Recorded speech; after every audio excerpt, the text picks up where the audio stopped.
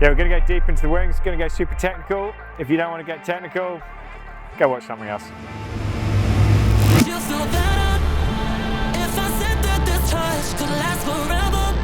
And we're about to go through the massive wing sails, the accelerator, the power behind what makes these F50s go up to 100 kilometers an hour. As they get the whole side, and they go over 103. Canada are on fire.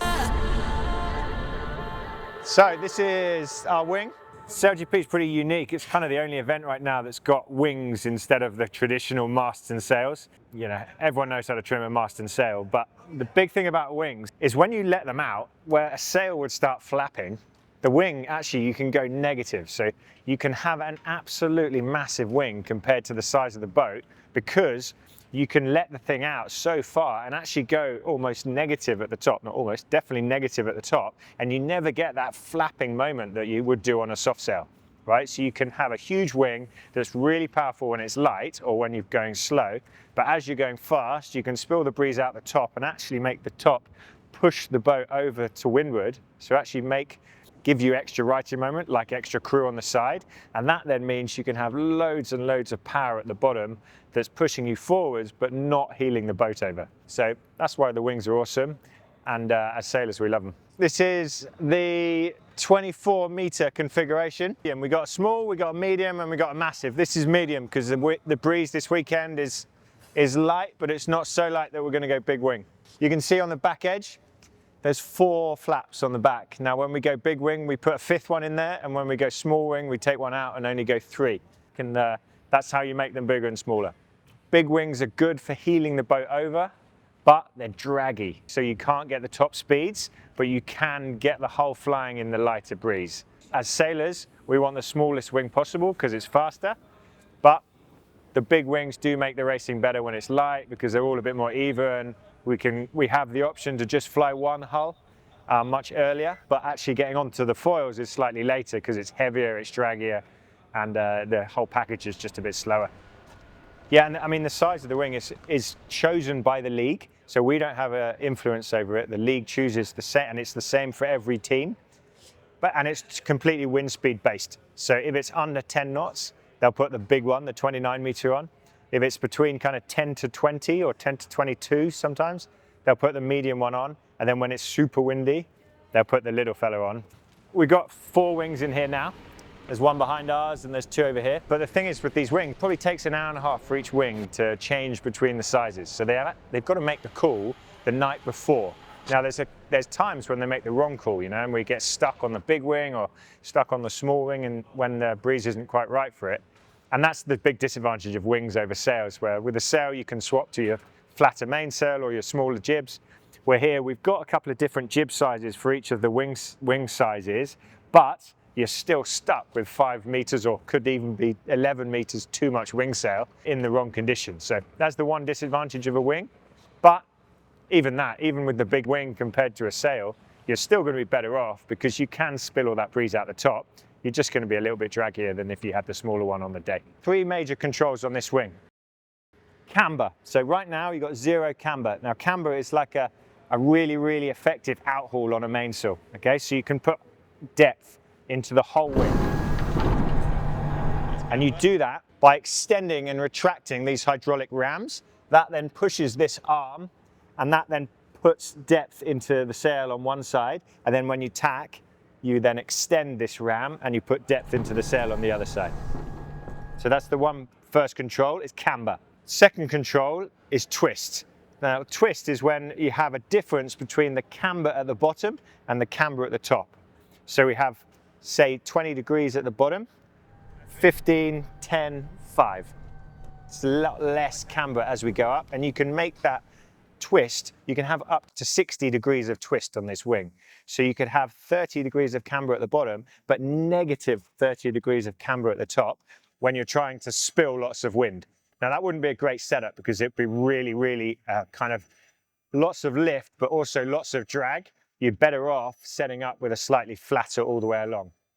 So third control is wing sheet. Now that's what you see, the grinders are turning the handles, which spins the winch, and that moves the whole wing in or out. So the whole wing will rotate. We've got a ball on on the yacht, and it sits in this cup. So the cup sits on the ball, and then the whole wing can rotate around this cup. And it's actually at this center pod here is where the rope attaches to, and that then goes onto the winch that I'm holding, and the grinders turn the winch to make me move the whole wing inboard and outboard. So the bottom part of the wing here is like a boom on a conventional boat. This is the strongest part of the wing. A lot of load goes through this, and this is the biggest ram on board. You know, it holds a huge amount of weight from stopping the whole wing just folding in half. And then the mast is effectively this D section here. So you've got this straight bit, and then you've got the curve, and that's where a lot of the strength is that stops the mast from snapping. And as you probably know, we had some breakages in San Francisco.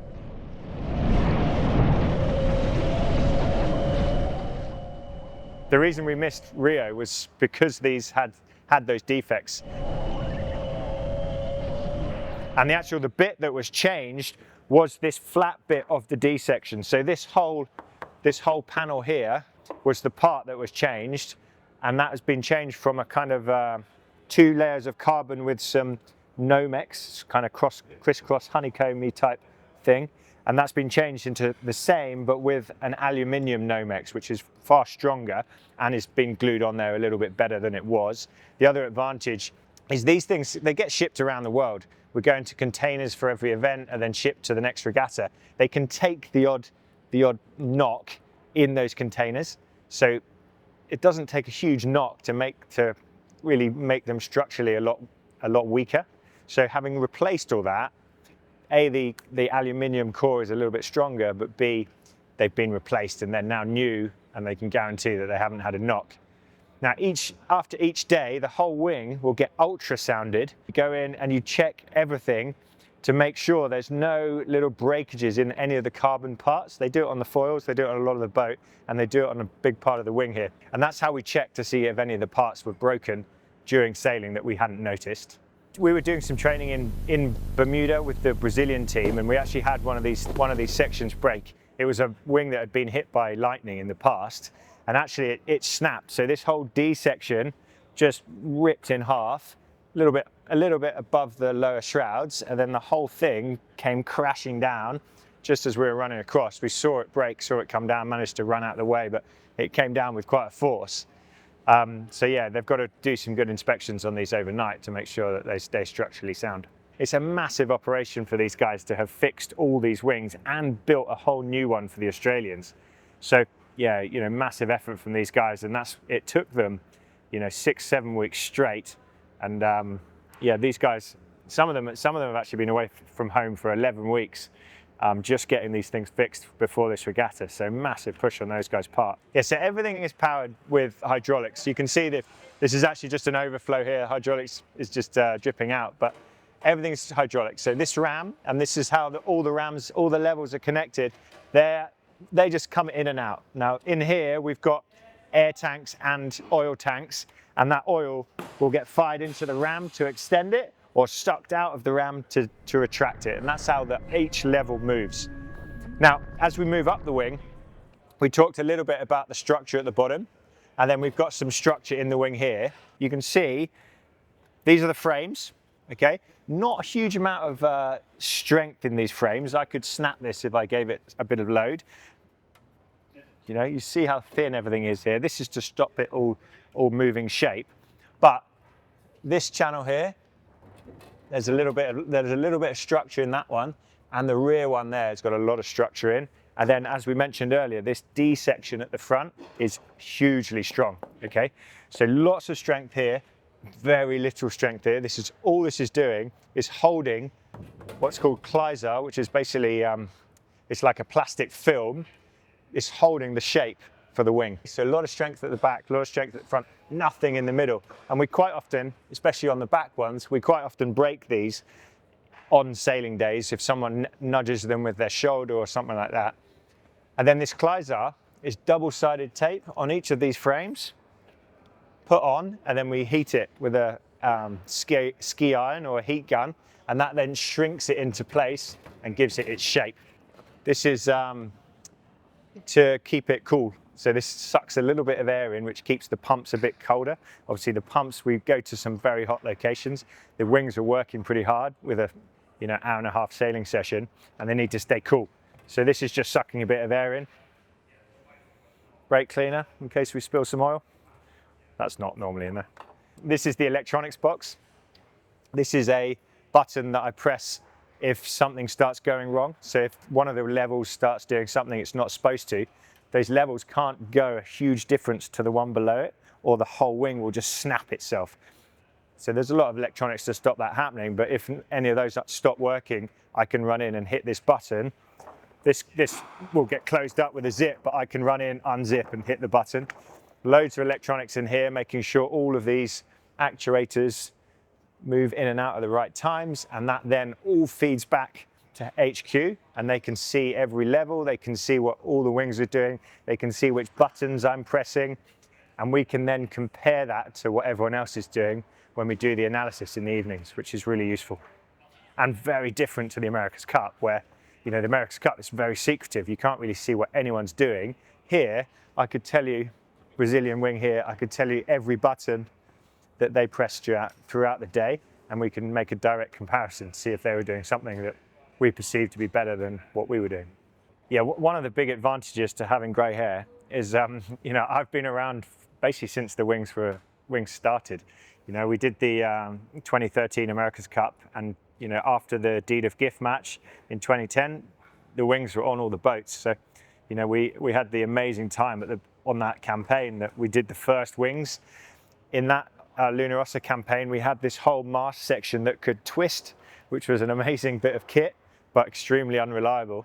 And the Oracle wing was actually really similar to this design today, but it didn't have the hydraulics on each level. And that's the big thing that these wings have got that make life so easy and so good, is that each level is controlled hydraulically rather than on a mechanical system like they used to be.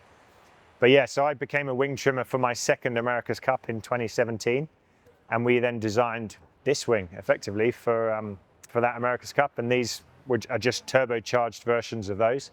And they then put in the system where you can make them bigger and smaller, which is another fantastic thing that SailGP has done. But yeah, it's lucky I've been around since the beginning of wings, basically. It's a shape that's worked well for us for a long time. But the thing with the shape, and it's the same with the foils, is you can make them thinner, which means they will go faster, but there are disadvantages to that too. They won't be as strong. They won't accelerate as well. They'll stall quicker. I'm sure you could make them different, but I think as an all-round package, it's a pretty good shape. Then you've got lower shrouds here. These are actually pretty loose when we're going along. The windward one's slightly tight. The leeward one is flapping in the breeze. But this basically stops the wing from snapping in half sideways.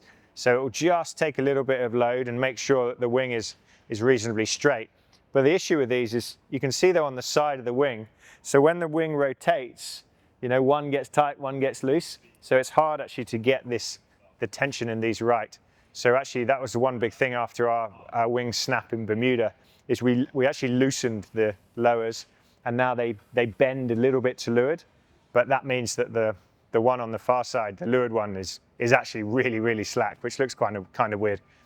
And then as you go up the wing, we've got this is the jib lock. So the jib comes up and it basically sits here on a lock. So we don't have the halyard the halyard doesn't live on the yacht when we're actually sailing. The halyard gets taken off. So you basically pull that up, and that then sits.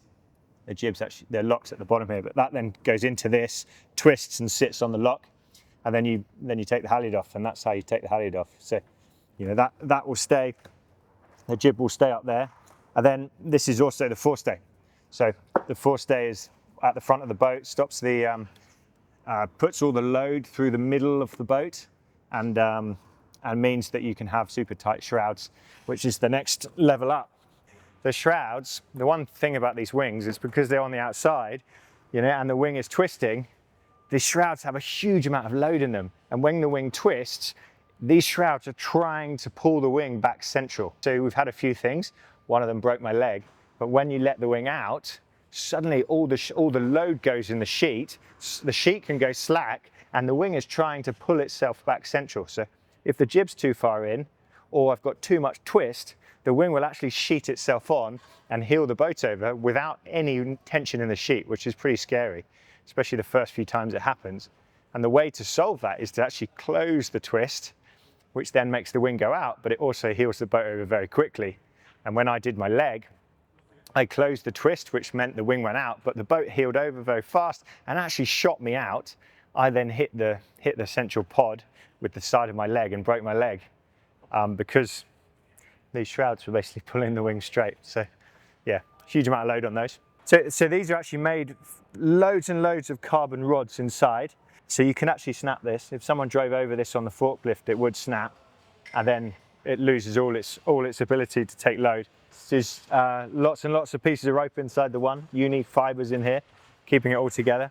And then yeah, loads and loads of carbon lines inside that, but it's very brittle. So it's not great for bending, but it's very good at holding tight in a straight line. So this wing has got red Kleiser. So the Kleiser is the plastic film that's on here, and the film is just basically dyed. You can see where there was a little fold in the Kleiser here, which you can see when you're up close, but you can't see it when you're far away. Okay, so this is just red Kleiser stuck onto the frames, stuck onto the D section. You see the Spanish wing here. This is actually the flag, but they've got a Kleiser, but then they've got the vinyl over the top of it.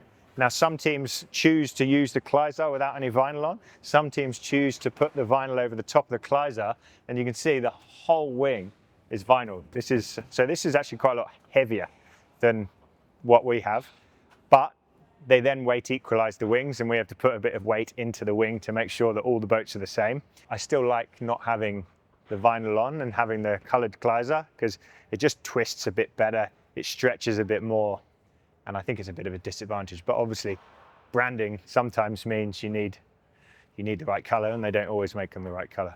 The weight of the wing is 400 kilos for the medium sized one, yeah. So 400 kilos, which, you know, considering it's 24 meters long, is not that heavy, but it's pretty heavy. It comes down on your head, like with the Australians or with us in Bermuda. So yeah, moving up. Again, in here, you've got more valves. You've got all the oil is stored at the bottom, but then you've got a much, much smaller hydraulic ram on this level because there's so much less load up here than down at the bottom. You remember the size of that hydraulic ram at the bottom was huge. Tailtails, you know, you had those on many, many yachts in the past. We haven't produced anything more technical than tailtails.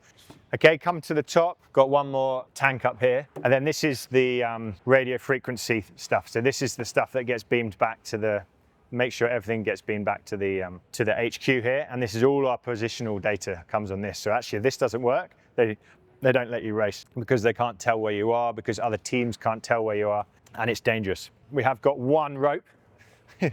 This rope is called the man halyard. So again, it's not actually got rope in it, but we pull that down and pull the rope into it. So if there's a problem, you can send someone up the mast to do some fixing. But actually, you haven't got the rope in, you've just got this tiny little mouse line that then feeds the rope into it. Okay, each level has its own zipper. And then you've got, same on a normal boat, you know, you've got this mast wand. The really tricky thing we have compared to most boats though, is that this thing is rotating, where most masts, they don't rotate. So it's actually a very complicated calculation to work out where our wind is coming from. And a day like today, where it's very tidal, the tide model isn't as good as it probably should be or could be. It makes the wind data very tricky to work out. Looks like our one's had a little snap in it at some point, which probably would be from the odd dodgy wing lift. But yeah, and then this is exactly the same as any other normal boat, you know, but hugely expensive. You know, we've broken a lot of these in the past, and you'll be frightened to know how much one of those costs. I think they're about $8,000. Still a tiny little bit carbon. But you know about it if you break one, because they're not very happy with you. One thing, you've got Kleiser here, and Kleiser all along, but here, there's actually foam inside these top four frames, three of the top four frames. Now, the reason there's foam inside here is if the wing goes upside down, you remember on a dinghy, you know, when we were kids, it going all the way over and going turtle. Now, going turtle with a boat like this is going to be a disaster. So they've actually got foam inside here, which stops the wing once it hits the water. And that then means that the ribs can be attached and pull the thing back upright with minimum amount of damage and minimum amount of delay. So these things filled with foam. Back in the old days, when we did the America's Cup, we had two air tanks and balloons effectively up here inside the wing, that if they detected water, those balloons would blow up and have these two massive balls at the top of the wing. And one day was a little bit of a wet day in Bermuda. These things were activated and we came in with these two massive balls on either side of the wing and looked like complete lemons. But yeah, the foam was a slightly better option that has been developed from the Nugget incident. Yeah, so when you put these wings up, you can't just, you know, plonk them in a boat. So we'll lower the wings down. Okay, they'll go onto one of these trolleys. We then wheel them out. You have to keep the wing at 90 degrees to the wind the whole time, because if you have it the wrong way around, it's got the potential to flip over. You get the crane, and they've just laid this one down. Crane gets attached to the top end. The crane will pick up the wing, but again, keeping the breeze at 90 degrees to the wing the whole time. If the breeze shifts, the wing can actually take off while it's being lifted, or if the breeze goes that way, it can actually pull the crane down. Okay, so it's a really, really dangerous moment. The wing is then floating in the air with just a few lines with the buoys hanging on it. And then you put the whole wing onto the boat, onto that mast ball that we talked about earlier, the cup and the ball. And then you pull the shrouds down. So the shroud's attached to the back. The front then has a huge hydraulic ram that pulls the forestay forward, pulls everything forward, pulls the load into those back shrouds. And that hydraulic ram then you then pin it off, and then you can ease the ram, and that's how all the load is into the carbon stays. It's actually dangerous, you know. The wing lifts, as our Canadian team knows from Sydney a few years ago, can be perilous, you know. And but when those guys were dropping the wing, you know, huge gusts came through, and people weren't strong enough to hold on to it, and the whole thing just flew apart. And actually, the crane driver did a good job to ensure that no one got injured, because he just threw the wing onto the floor, and the crane and the forklift trucks just drove on top of it. So we used to do it ourselves in the mornings, but now they've got a special team within SailGP that actually do it for us. So they'll go out, they'll do 12 wings in the morning and 12 wings in the evening. Yeah, it's a big day for those guys.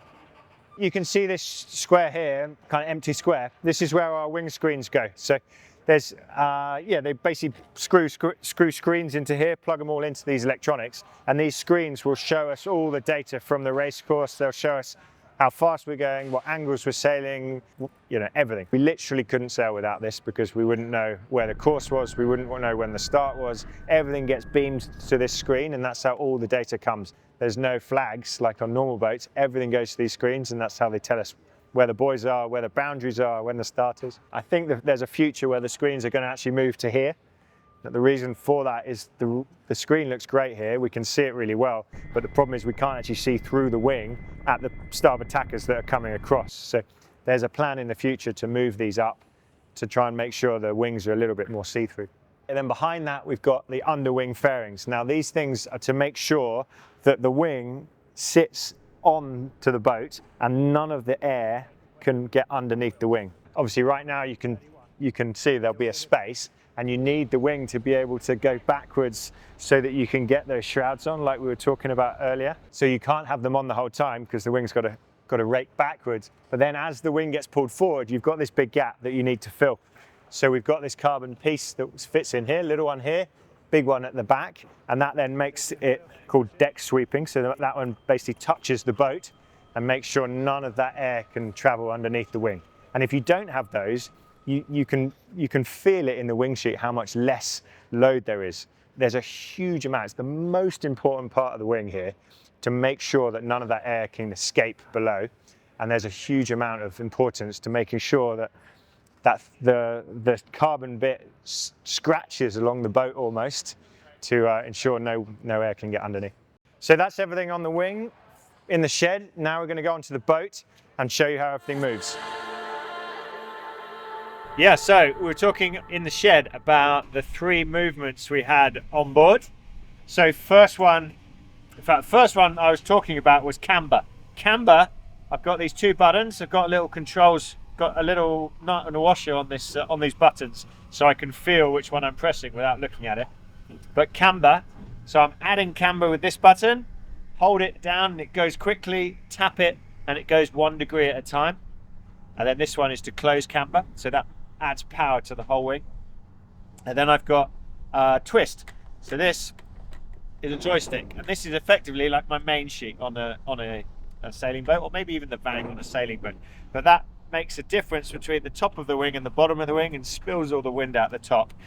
And then if I twist enough, the top will go negative and start pushing the mast to windward at the very top. And that means I can go really powerful at the bottom and give me loads of drive force and loads of forward force, but it comes with a little bit of extra drag. And then the third one is the wing sheet. So the boys on the handles will turn the handles. That then means this drum turns, and then if I want to ease it, I can ease it myself. So they call us the wing trimmers, but we're more like the wing easers. The boys actually pull it in for us, and we just ease it. And then we go into a maneuver. I'll hand the wing sheet to Giles, and then I'll run over to the other side. I'll pop the wing with these two buttons, and then take up on the wing sheet, start driving as Giles comes across, and then Annie will take it at some point in that maneuver as well. So yeah, there's a lot of ballet dancing around to make and swapping jobs. Yeah, so the one thing about when we pop the wing is it doesn't just blow through like on a sailboat. If you don't pop the wing, you keep power on the wrong side of the boat, and the boat will capsize, like the Americans did in Bermuda and in Sydney. So yeah, it's really important. We actually have two people that do that job. So I'll come across and I'll pop the wing, but we have one of the grinders that also does the job, because it's super important. And if someone forgets, or if one of the buttons stop working, which happen occasionally, then you'll capsize. So, you know, pressing these buttons at the right time is super important to make sure that wing comes through and you get the power on the right side of the boat at the right moment. So these two buttons pop the wing. So if I want to stay on port, I'll press this one. If I want to go on starboard, I'll press this one. But generally I've got a fuzzy button on here because I run to leeward, knowing that I'm going to press the fuzzy button when I get to leeward. And then under here, we've actually got camber 0. So if I press and hold this button, the whole wing will just go to 0, which you only really do when you get to the mooring. But it's quite a useful feature that, you know, if you stop for lunch or something, or you want to, rather than have it sitting there with your sails flapping, you literally just press that button, everything goes to 0, and you're straight, and that's and it can sit there very relaxed. But I put this over for the racing to ensure that I don't press it by accident, because if you press it by accident, everything goes to 0.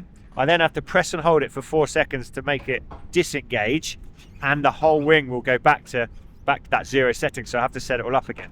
And I did actually at one of the races in season 2. I pressed that button at the wrong time in the middle of a final, and we almost capsized. You know, we had to go from a reach, we had to go straight up into head to wind, because pressing that button, it is almost a capsize button if you're doing it in racing. So I cover it up to make sure that can't be pressed. And then these two buttons are actually to move the differential. So that moves the rudders and tells me, and so that will suck. That will give me more righting moment, more effectively crew weight, more windward rudder pulling down, which then means I've got more power to play with. So if it's really light winds, I'll have maximum amount of power in the wing.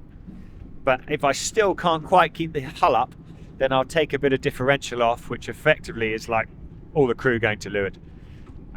So yeah, that's a super useful button for us wing trimmers to have. It's exactly the same as if you're a dinghy sailor and you're getting to that stage where you're at maximum power and you need your crew to come in off the wire. This is my crew coming in off the wire. Okay, so I press that once, one crew goes in, press it another time, it's effectively all the crew have gone in.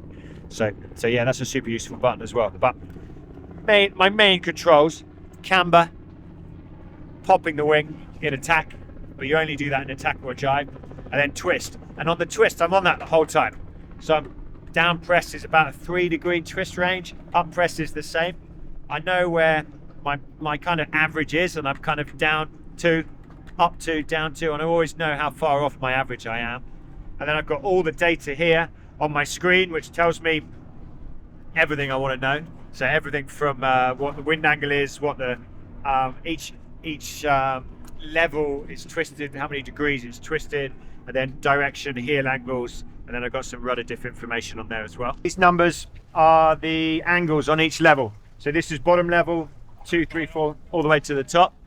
And then once I put some twist in and some camber in, it will show the direction, how the leech looks here. So I don't need to look up, and I never look up.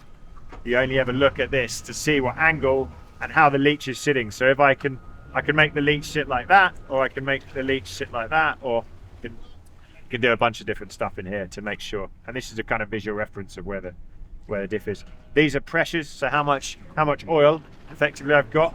You can do maybe 2 movements on the wing, but if you do 3, you'll run out of oil, and then the wing will go really slowly, and it will only go as quickly as the pump can drive.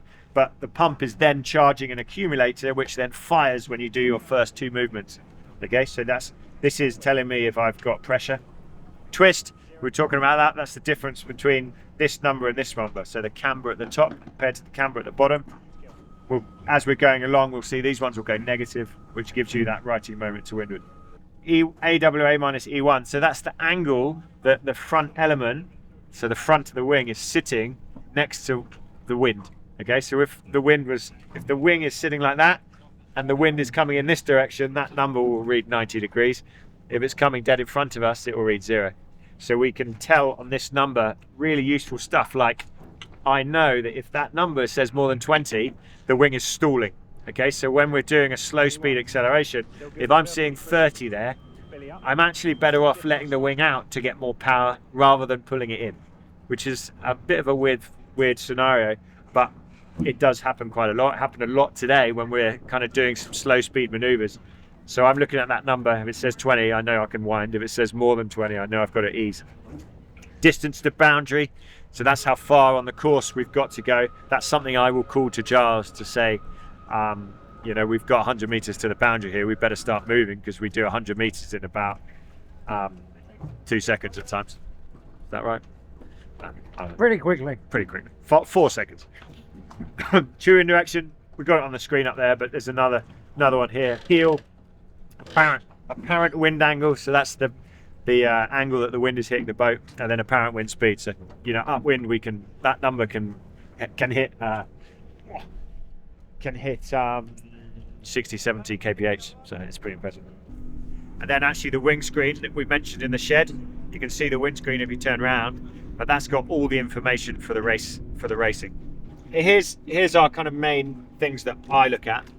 So this is boat speed. So this is actually the target boat speed. So the boat thinks we should be sailing at 55 kilometers an hour. Now we're actually sailing at 0.8 because we're on the mooring.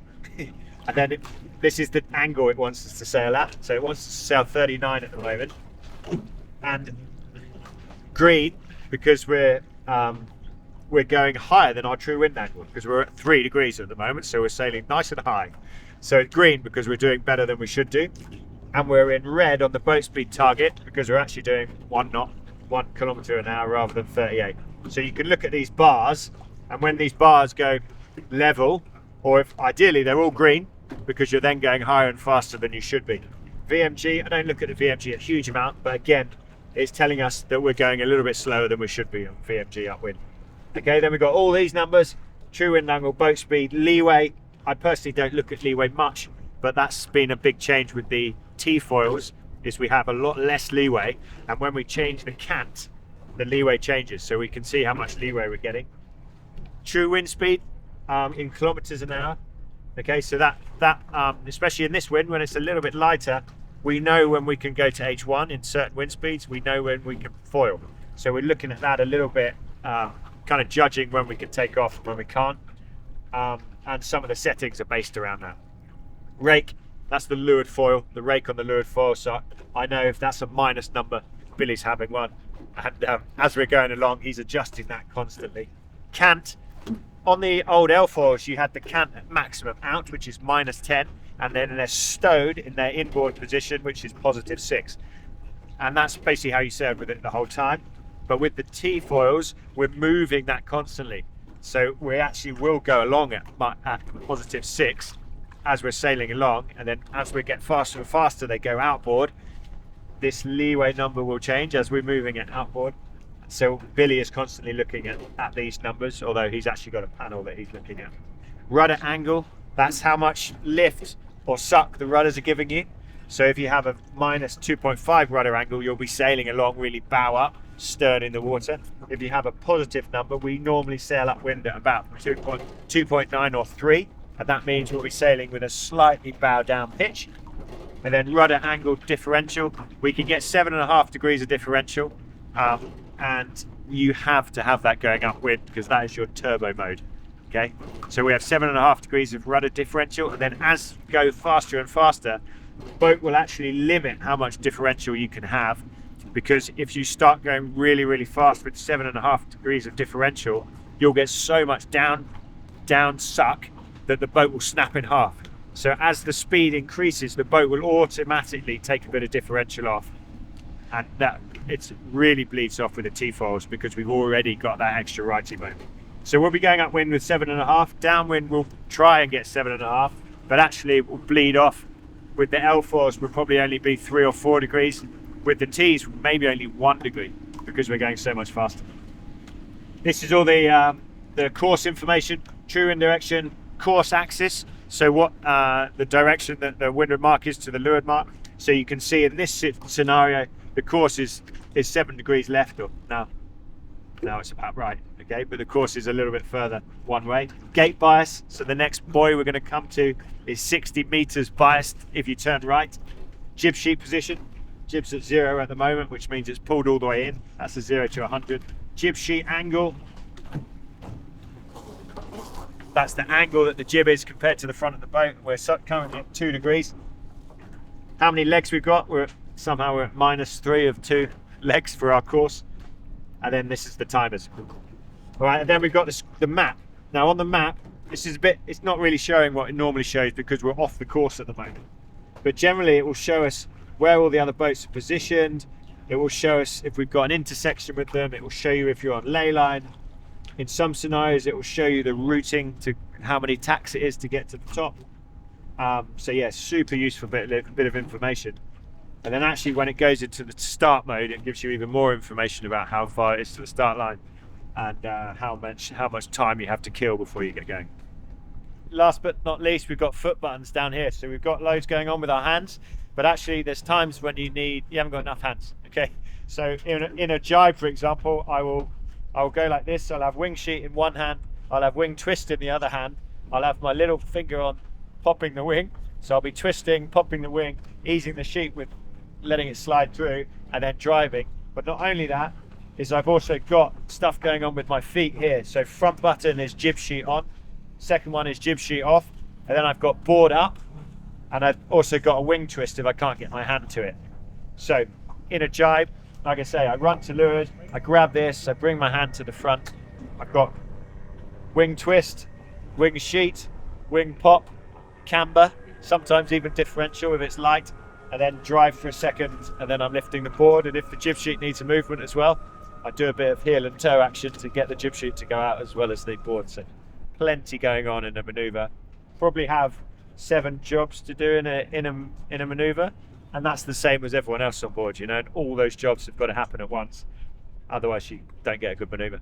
So that's why it's easy to see when you have some bad maneuvers on tricky days, and wavy conditions and shifty conditions like here in New York is super hard because everything's different every time you do it, and it's not just a muscle memory thing, you know. You've got to time everything. Nice. Yeah, bring that energy back to Nice. Oh, what's happening there? having one. It'll be real on. Right, I hope you enjoyed the video. For all you sailing nerds out there, I hope you enjoyed how technical we went. For the people that didn't understand a word, I'm sorry, but maybe you'll understand the next one. If you've got any more questions, put them in the comments below and I'll try and get to them. And also, tell me what other things you'd like to hear about on the boat, and maybe we can do a video on that. Well done. Well done, CJ. Cheers.